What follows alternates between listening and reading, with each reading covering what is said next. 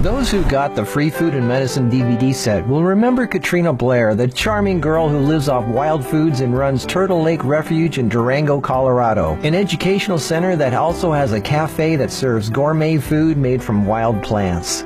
Let this amazing video inspire you to a new way of looking at nature's free food and medicine.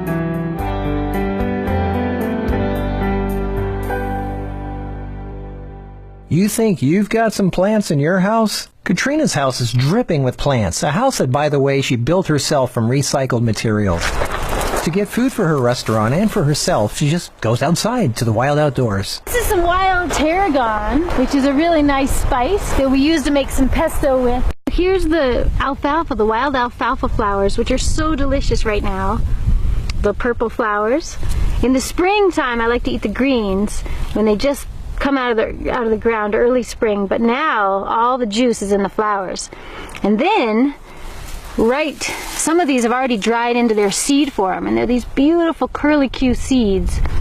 And if you pick them and open them up, there's tiny little alfalfa seeds that are coming out. And we like to sprout these just like the alfalfa seeds you'd buy in the store, but these are the wild varieties. This is Russian olive, and they're delicious. I was actually going to harvest some today. Wild rose and the dogwood, and then this cleavers, which is like a growing ivy, and some horsetail. And the horsetail, this is one of the richest sources of silica, and I love chewing it because every time you chew it, it helps rebuild the strength of your enamel on your teeth. But I also like to collect it and dry it into a powder, and then use it in my winter powder for the winter too. Here we have a gorgeous stand of burdock, and the burdock root, we have it wild everywhere around here, but it is a delicious, delicious food, like a carrot or a potato, but you can just eat it right out of the ground. This is the wild watercress right here. Thank you. So we're going to harvest a little bit of this and give it to our people that are part of our Wild Food CSA. They have a share of the farm, so they pay a little money up front, and then every week they get delivered a goodie basket. Exactly. Community farming. Community farming, yeah. So we're just doing it with a wild twist. So this is watercress. We do a mixture of some selling at the farmer's market and selling it to the stores and restaurants, but a lot of education.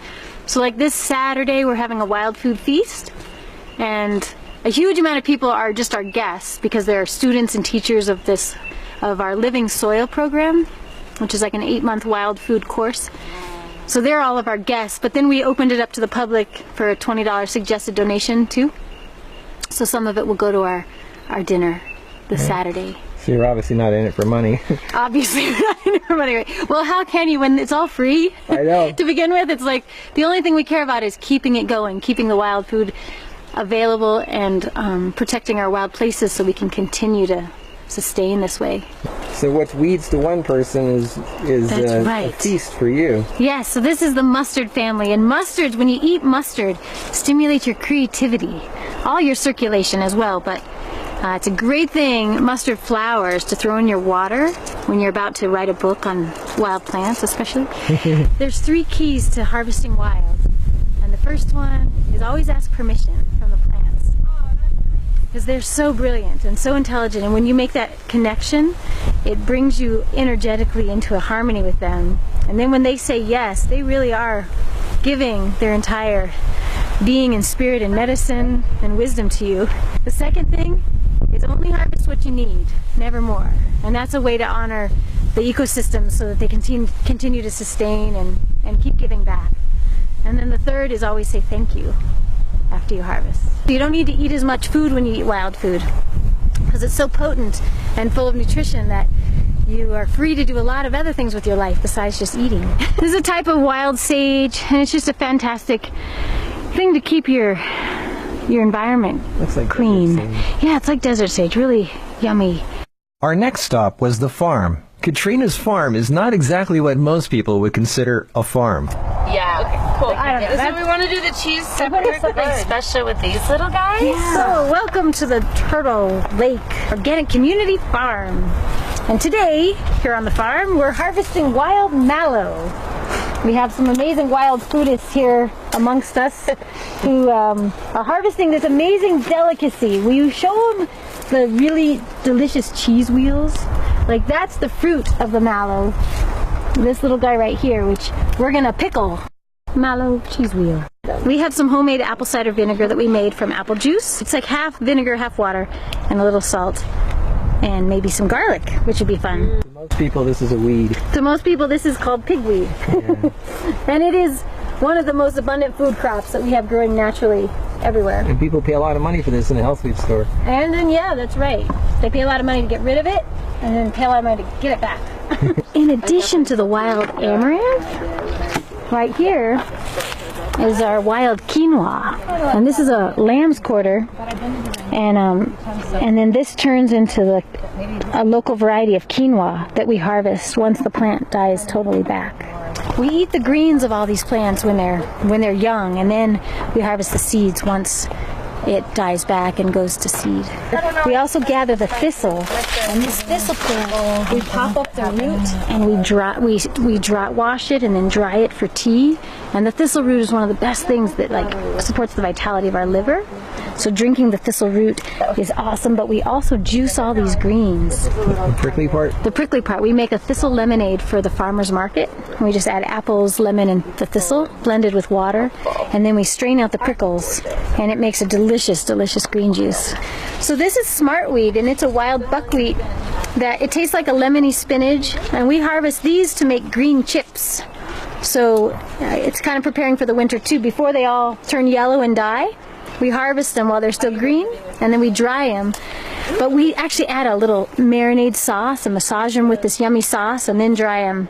And they store really well, and they're delicious. Thank you. I mean, there's so many different parts of the thistle that I love to eat, but this part, where it's in its beautiful flower form, it's really sweet. So I like to pick these little flower heads and just chew them. And once you get past the hairy part, it turns sweet. And it turns into like a sweet little gum. So it's a great thing to just chew while you're gardening. This plant is another kind of wild lamb's quarter. It's called orac. It's a wild spinach. It's my favorite kind of green. And these seeds are edible, but I end up just sprinkling them around because I like to keep, growing them again for the green. Chickens take care of the garden. They just roam freely, tilling the soil, fertilizing it, taking care of the bugs. It's amazing how nature can keep everything in balance. With our dandelions, we make dandelion pesto. That's super popular here in Durango. It sells out every farmer's market. And comfrey and some mint. And these borage flowers are just so special and delicious, and they're known to bring on courage. So if you need an extra dose of courage, eat your borage flowers. A little tender Jerusalem artichoke. So this is a root, a tuber. It's a tuber. Jerusalem artichokes are, well, this is it right here. Here's the plant. Here. All of these actually came from our compost. All these seeds. Yeah. All these orange squashes. That one too. And which is fun because there's like a whole variety that showed up. What's great is you just sit back and nature does all the work. You never know what you're going to have the next day. Who needs gardeners when you've got nature? Once you know what you're doing, you realize how limitless your food supply, your medicine, and your resources really are. So here on this wild, wonderful farm, we have like hundreds of fruit trees, and there's like plum and apple and cherry and apricot and pear. But then we also have a lot of the native varieties like hawthorn and serviceberry and chokecherry and the buffalo berries and the wild plums too, mixed in. Every fruit tree becomes like the center of the garden. So we plant, all these different crops around it. And that way when we water, we're watering the fruit tree and the squashes and the potatoes and the peas and the strawberries. It's all mixed in. Katrina's grocery store is the wild outdoors, and it's all free and as fresh as you can get. Most people would look at this and go, that's just a bunch of nasty weeds. But wait till you see the magic that these people perform. The people at the Turtle Lake Refuge Cafe are nothing short of culinary artists, and they will totally turn around your views of wild plants. Or maybe we'll just... Salad maybe I could put it in the soup. What about a daikon root? Can you use a daikon root? Ooh.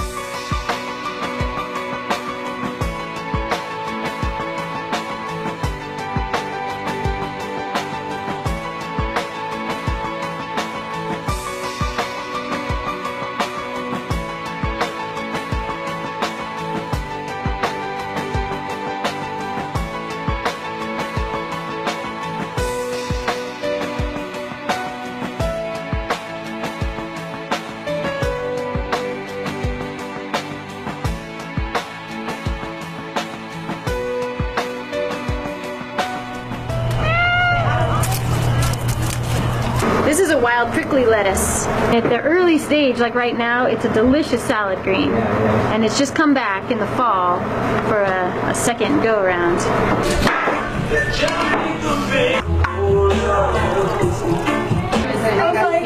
Oh my god! We're making bread. Grind it up with a little salt. Dehydrate it or dry it in the sun. Yeah, sun bread is the best. It's kind of funny because in the past it was the man had to go out, kill an animal, bring it home for food. Right. Now it's like the woman goes out and gets some herbs. Get some shovel. This is chicory root. We're gonna make a chai. Nice. Chicory chai tea with the roots. These are beautiful roots. Thank you, chicory. This is the chicory root.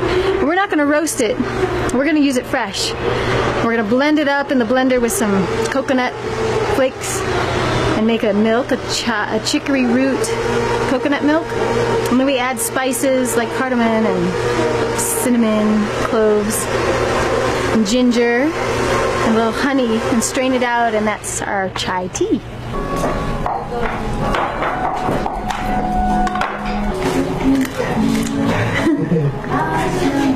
This is amazing. Okay, here's where the food is, right? And it's right next to the table. For those of you who are too lazy or don't have the time or energy or resources to make your own, here they can send you. Yes, we do have some wild food goodies. We recommend you make your own from where you live, but if you don't have time one year or you want support, we make a local wild green powder, and it's for the winter. And it's a way to stay connected to the wild elements and the wild minerals all year round. So these are just wild greens like dandelion and plantain and lamb's quarter and amaranth that we dry and grind into a powder. We have green chips, which are elm leaves, the Siberian elm. We gather those leaves with So these are tree leaves. Tree leaves, yeah, tree leaves, and we marinate them with a yummy seasoning with a little almond and spice, some lemon and salt, and dry them. So it's a really yummy chip. These are chips. Those are chips, yep. And then we have we use the wild mallow to make breadsticks, and we sprout rye and grind it up and dry them. It's really good. And then our granola, we usually put Oregon grape berries in our granola. And then this is our amaranth, our wild amaranth seed flaxseed crackers. And then we have some local apple sugar. We press all the apples and get their juice, and then dry the pulp and grind it fine to make the apple sugar.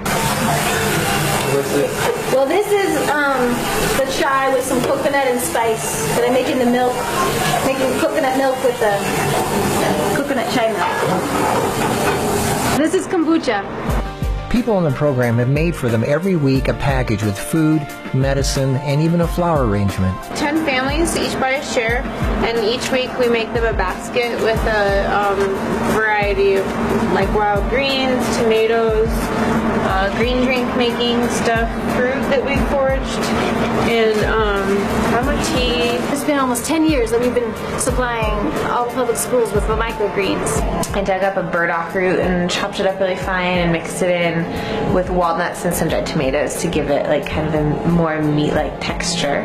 So it's beets, walnuts, burdock, some dried tomatoes, and then some spices. So I added salt, cumin, and chili powder. This is a pico that's made with tomatoes and daikon radish. And then we have a sour cream that is made from cashews and lemons. fresh. Very, very good. Wow, this looks delicious. This is really good. I am not kidding. This is the best French onion soup I've ever had in my life. This soup tastes so good, it's hard to believe there's no dairy or anything in it. Mom, I don't really like this because I love it. I've never had a hollyhock leaf before. It's interesting. So this is an apple cake. The cake part layer is made with soaked almonds, fresh apples from our trees, mesquite powder, apple sugar, and what else? Cinnamon. And then the frosting is a cashew frosting with just cashews, honey, and vanilla. Apple cake. Thank you. Wow, that's beautiful. Wow. Decadent. Mm-hmm. Wow. This is heaven right here.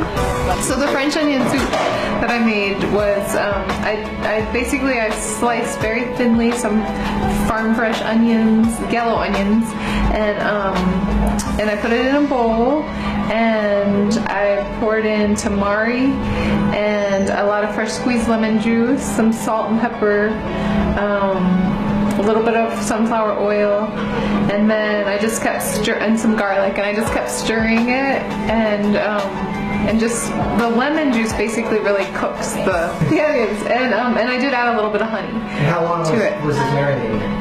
Maybe like 45 minutes, not very long. And then I slightly warmed it. Then I took a little bit of that mixture in a Vitamix with some tamari and a little bit of olive oil and water, and then blended like 1 pitcher full of that and added it to the soup, and then I just added water and then just gently warmed it on a hot plate. That's the best onion soup I've ever had. Seriously.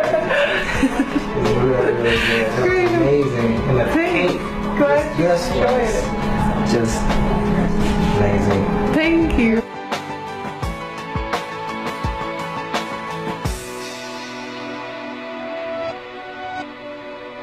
And what do you do in the wintertime? How do you eat, especially raw food?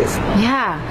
Well, we prepare for the winter. I mean, this is the time. It's fall right now, so we're gathering the acorns, and we're gathering all the fruits, and we're drying them and freezing them, and all the wild greens right now, the dandelions and the plantain and the malum, the amaranth. We're gathering those greens and drying them, and then making a winter powder that we use in our smoothies throughout the winter to keep nourished. So what's your typical meal in the wintertime?